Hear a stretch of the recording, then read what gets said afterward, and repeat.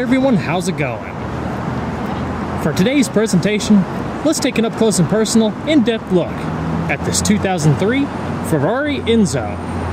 And this is going to be a detailed, in-depth review of the Enzo. We'll start up, show the engine, get an exhaust clip, and go over the performance data, as well as show you a bunch of the unique aspects of the interior as well as exterior.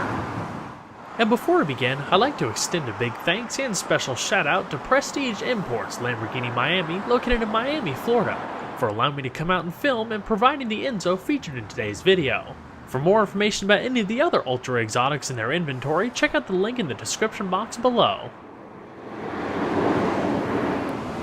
And so, without further ado, let's go ahead and start her up, let her run. The Enzo is a pretty simple vehicle overall. Manual locks, manual windows, and it doesn't feature a radio.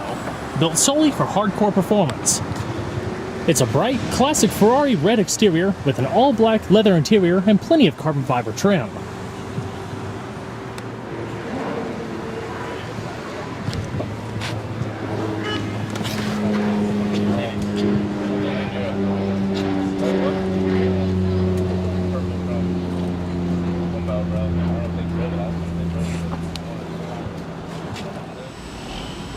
In order to start, go ahead and take the key and turn the vehicle's power on.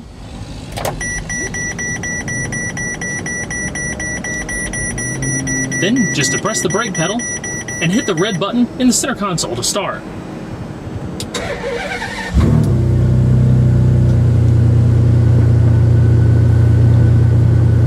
An absolutely legendary sound.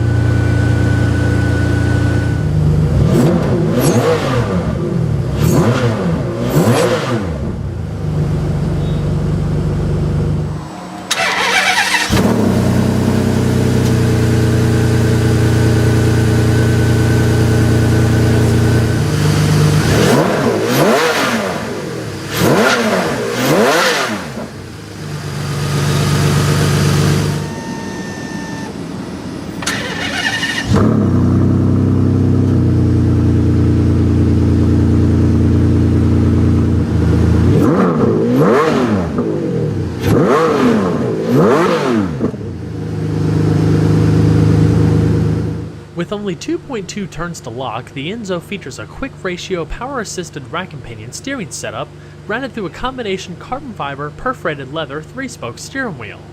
The upper portion is finished in high-gloss carbon fiber with a flatter design towards the top. The flat portion contains a strip of LED indicators that work in tandem with the F1 paddle shift transmission. The first light illuminates above 5,500 RPM, with each succeeding light coming on in 500 RPM increments to indicate appropriate shift points. Across each side of the airbag cover are the vehicle's various traction settings, while the silver button on the right activates reverse and the yellow ringed button to the left activates the electric front suspension lift, raising the front end an additional 1.4 inches over its low-slung 3.9-inch ride height to help clear curbs and speed bumps. The arrows on the upper spokes are for the turn signals, whereas the horn buttons are within the upper grip bolsters. Race mode adjusts the dampers, while ASR alters the stability control. As far as the gearbox, the Enzo came equipped with an innovative F1-style electro-hydraulic 6-speed automated manual transmission with launch control system. Similar to the original design that debuted in the late 1990s, the Enzo differed from other Ferraris like the 360 Modena by not offering an automatic mode. It was also tuned further to shift smoother with less delay than some of the early offerings. The gear changes must be manually selected via the carbon fiber paddles behind the steering wheel and can work its magic between gears in just 150 milliseconds. And so, we're going to flip on the headlamps as well as the hazards. The windows roll down manually, and let's go and check out the exterior.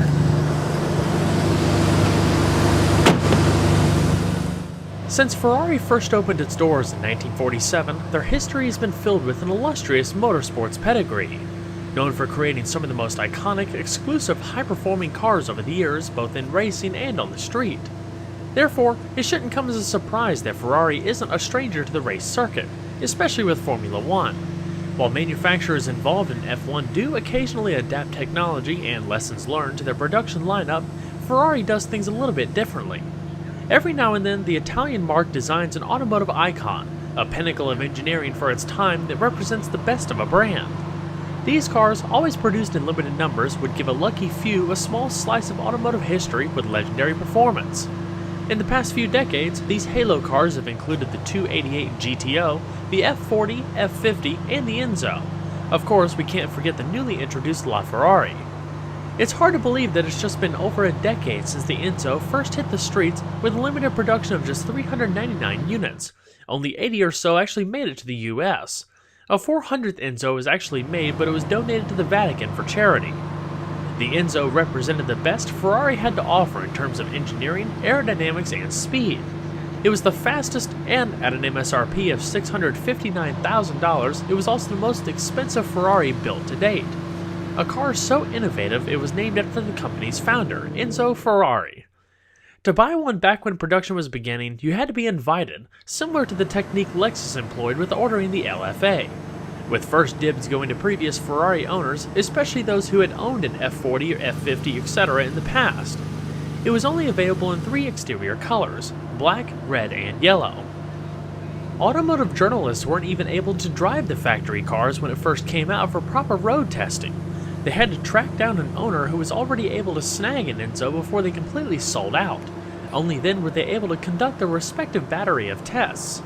With a hybrid carbon fiber aluminum structure, F1 style suspension, aerodynamic body, and a potent V12, Ferrari not only created a proper successor, but one that was more refined in just about every way possible. The Enzo was built on top of a carbon fiber and aluminum honeycomb monocoque chassis, wrapped in a carbon composite body. The carbon fiber tub only weighs 202 pounds, which is a 23-pound weight advantage over the F50. The sleek, hunkered-down Pininfarina design profile is a derivative of its aerodynamic properties, designed in a wind tunnel to help develop a tremendous amount of downforce at speed. Each vent, scallop, and body curve take the air through and around the car to decrease turbulence and help make it as slippery as possible.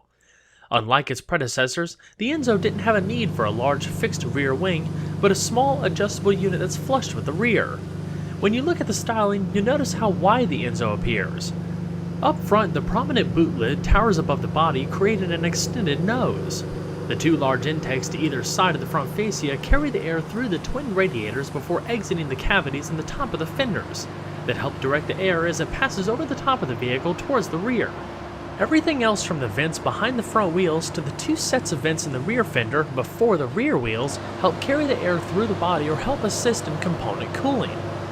In the rear, the quad exhausts were moved to the furthest edges of the bumper to help make room for a huge carbon rear diffuser, designed to help draw out slower moving air underneath the nearly flat underbody to help further increase downforce. In addition to the deployable rear wing, there's also a 1-foot wide flap hidden underneath the front of the car in between the radiators. That flap is closed while the rear wing is extended fully between 37 and 159 miles an hour. At higher speeds, the wing begins to close while the flap gradually opens to help create more stability at higher speeds. In fact, at 124 miles an hour, the body is developing 756 pounds of downforce.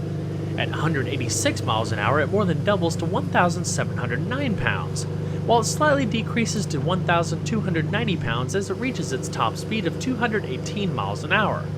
As Spartan as features may be, standard equipment like power steering, automatic climate control, and even leather add to weight of any vehicle. The Enzo is still a light car, but it was 182 pounds heavier than the F50.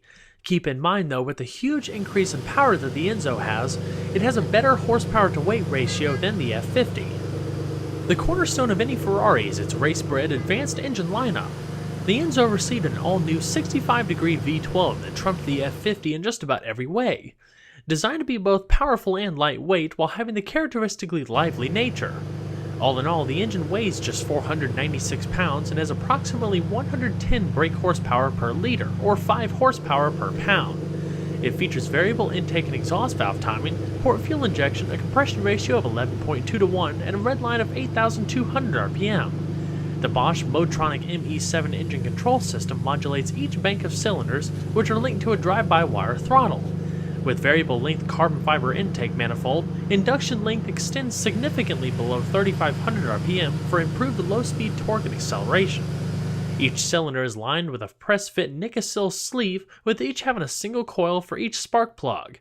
It has a bore of 92mm with a 75.2mm stroke for a total capacity of 5,998 cc's. The pent roof combustion chamber design is also optimized for engine cooling, while proper lubrication is provided by an F1 style dry sump setup. In addition, the connecting rods are titanium paired with a lighter forged crankshaft than before. The Enzo's wheel and tire package consists of asymmetric 19-inch forged aluminum alloys measuring 9 inches wide up front and 13 inches wide in the rear, all with central locking hubs. Helping aid to the impressive 1.05 G of cornering grip are high-performance Bridgestone Potenza Scuderia tires, two 45-35s in front and three 45-35s in the rear. As far as the brakes, they're huge custom-designed Brembo carbon ceramic cross-drilled discs measuring 15 by 1.3 inches at each corner, clamped down by aluminum 6-piston calipers up front and 4-piston calipers in the rear. These carbon ceramic brakes shave 27.5 pounds of weight when compared to conventional cast iron discs. They're also vastly more durable, having higher resistance to heat and fade under harder driving. With this setup, it's known for the Enzo to be able to brake from 60 miles an hour in an astonishingly short 95 feet. The F1-derived horizontally opposed pushrod coil suspension actuates a set of upper and lower A-arms in the front and rear, paired with continuously variable dampers, and makes for a very tight vehicle through the corners while helping keep the ride quality relatively comfortable for this particular vehicle class. Overall length is 185 inches with a width of 80.1 inches and a height of 45.2 inches, running on a 104.3 inch wheelbase. Total curb weight is just over 3,200 pounds, with a weight distribution between the front and rear of 44% and 56% respectively. Alright guys, to open up the hood of the Enzo, it's actually a multi-step process. First, we're going to pop the hood release lever right here. Then, go ahead and walk on back. Grab it, lift it up, and there's a prop rod right here that you would go ahead and unclip, set right there, and there's two holding pins here. Put it in, lock it in place, and there you go. The Enzo's performance comes from an all-new, mid-mounted all-aluminum 6-liter dual overhead cam 48-valve 65-degree V12. It produces 660 horsepower at 7,800 RPM and 485 pound-feet of torque at 5,500 RPM. Compared to the F50, that's an improvement of 147 horsepower and 138 pound-feet of torque.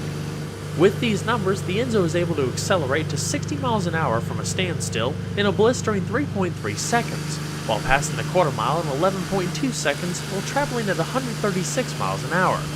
Top speed is upwards of 218 miles an hour. The biggest improvement over the F50 though is torque. At just 3,000 RPM, the Enzo has 391 pound-feet, which is about 80% of the total, ready to go for low-speed acceleration. It's a big improvement since the F50 tapped out at 347 pound-feet at 6,500 RPM. At idle, the Enzo is relatively docile thanks to a set of exhaust bypass valves. The computer automatically opens it up fully to let out that menacing howl by detecting throttle position, engine speed, and speed of travel, adjusting accordingly.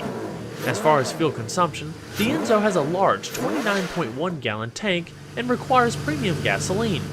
EPA ratings range between 8 miles to a gallon in the city and 12 on the highway. And to put it back down, just do the opposite.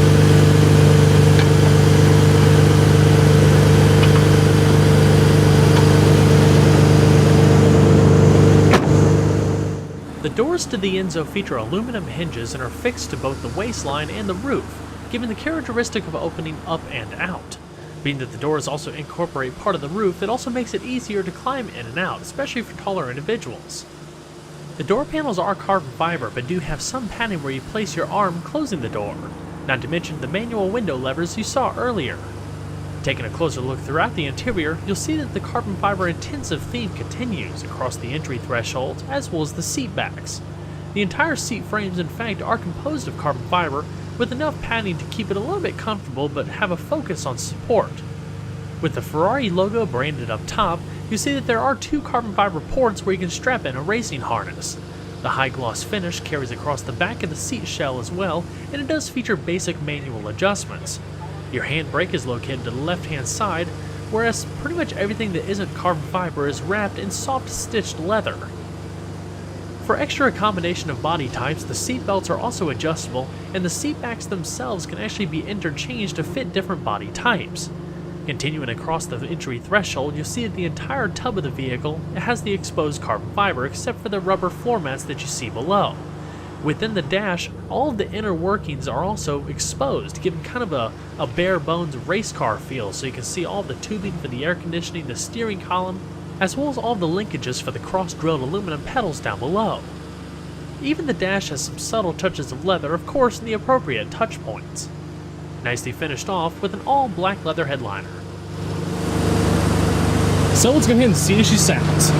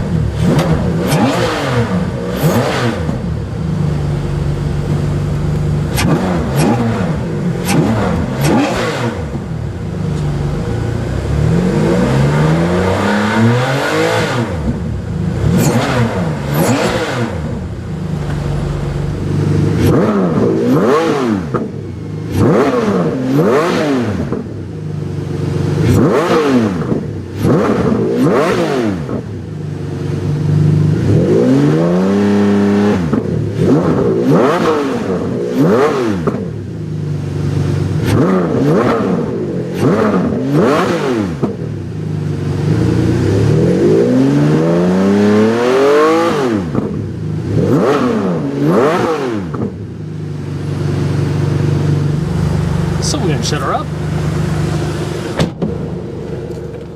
Overall, the interior of the Enzo is rather bare, designed for a symbiotic relationship between human and machine. Therefore, there aren't any unnecessary distractions from the purest driving experience.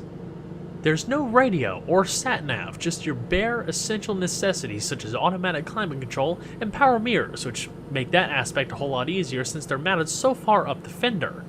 Across the center console, you have a plaque with Enzo Ferrari's signature, as well as 2 storage compartments and a power outlet towards the rear, not to mention a small storage compartment.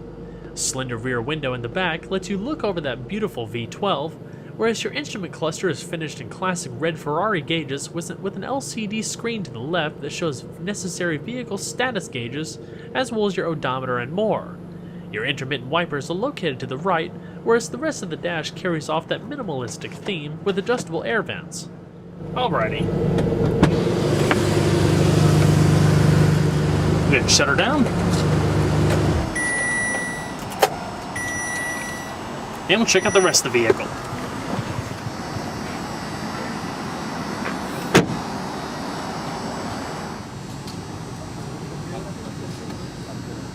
So we're going to pop the boot. So now let's talk about storage space. Pop the secondary release lever, and the Enzo you'll find has around 2 cubic feet of cargo space, which is quite tiny and pretty typical of what you would find in this vehicle class. What is cool though is that you can see some of the pushrod suspension links towards the top as well as the air filter for easy changing. You also get a few pieces of leather luggage that fit nicely within the storage compartment.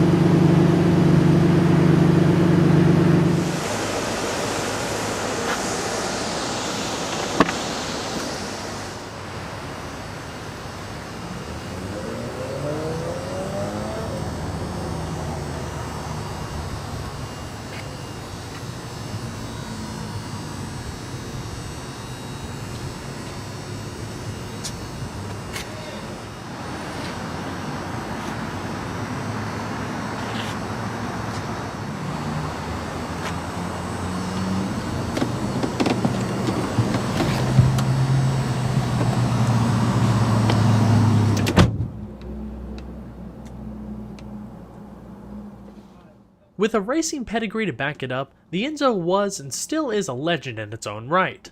At the time, it was a benchmark for performance and over-the-top engineering. Its refinement, build quality, and aerodynamics gave it the edge over its predecessor, while its suspension, comfort, and profile made it a relatively easy car to drive. A car that's likely to climb in value over the years as a true collector's piece. Well everyone, I hope you enjoyed the in-depth look at the 2003 Ferrari Enzo. Be sure to stay tuned next time, there's a lot more where that came from. Take care everybody.